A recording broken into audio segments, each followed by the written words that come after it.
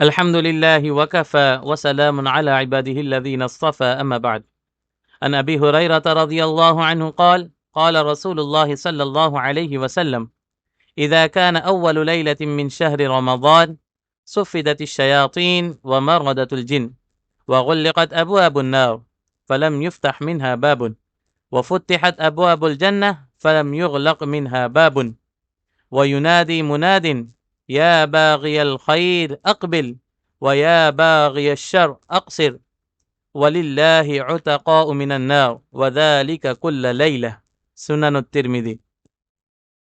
یہ حدیث صحابی رسول حضرت ابو ہریرہ رضی اللہ عنہ سے مروی ہے کہ حضرت محمد صلی اللہ علیہ وسلم نے فرمایا کہ جب رمضان کی پہلی رات آتی ہے تو شیاطین اور سرکش جنات کو جکڑ دیا جاتا ہے، جہنم کے دروازے بند کر دیے جاتے ہیں، جنت کے دروازے کھول دیے جاتے ہیں، اور ایک منادی آواز دیتا ہے: اے خیر کے طالب آگے بڑھ، اور اے برائی کے چاہنے والے رک جا.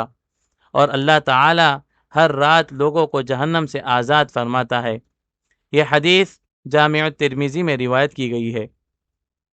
اس حدیث سے ہمیں رمضان کی عظمت اور اللہ تعالی کی رحمت کا اندازہ ہوتا ہے. رمضان شروع ہوتے ہی اللہ تعالی بندوں کے لیے نیکی کے راستے آسان کر دیتا ہے. شیاطین کے جکڑ جانے کا مطلب یہ ہے کہ برائی کے بڑے اسباب کم ہو جاتے ہیں تاکہ انسان آسانی سے نیکی اختیار کر سکے. لیکن اس کے باوجود اگر کوئی شخص گناہ کرتا ہے تو اس کا مطلب یہ ہے کہ مسئلہ شیطان سے زیادہ ہمارے نفس کا ہے، اور رمضان المبارک نفس کی اصلاح کا مہینہ ہے. حدیث میں جنت کے دروازے کھلنے اور جہنم کے دروازے بند ہونے کا ذکر ہمیں یہ پیغام دیتا ہے کہ اس مہینے میں رحمت کا دریا بہتا ہے. چھوٹی نیکی بھی بڑی بن جاتی ہے، معمولی عبادت بھی عظیم اجر کا سبب بن جاتی ہے. اس لیے ہمیں اس مہینے میں نماز، قرآن کی تلاوت، ذکر، صدقہ اور خدمت خلق کی طرف بڑھنا چاہیے. حدیث میں اے خیر کے طالب آگے بڑھ کے ذریعے جو دعوت دی گئی ہے وہ دراصل ہم سب کے لیے ہے کہ ہم اپنے اندر دیکھیں کہ ہم کس طرف جا رہے ہیں. کیا ہم نیکی کی طرف بڑھ رہے ہیں یا ابھی بھی غفلت میں ہیں؟ رمضان ہمیں زندگی بدلنے کا موقع دیتا ہے.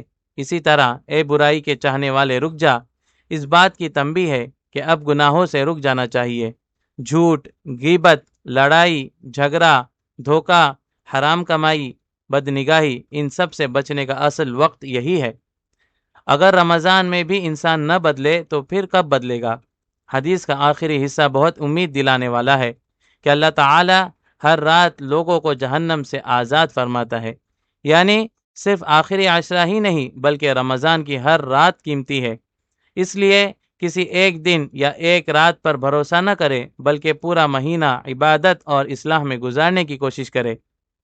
خلاصہ کلام یہ ہے کہ رمضان رحمت کا دروازہ ہے، گناہوں سے توبے کا موقع ہے اور زندگی بدلنے کا بہترین وقت ہے.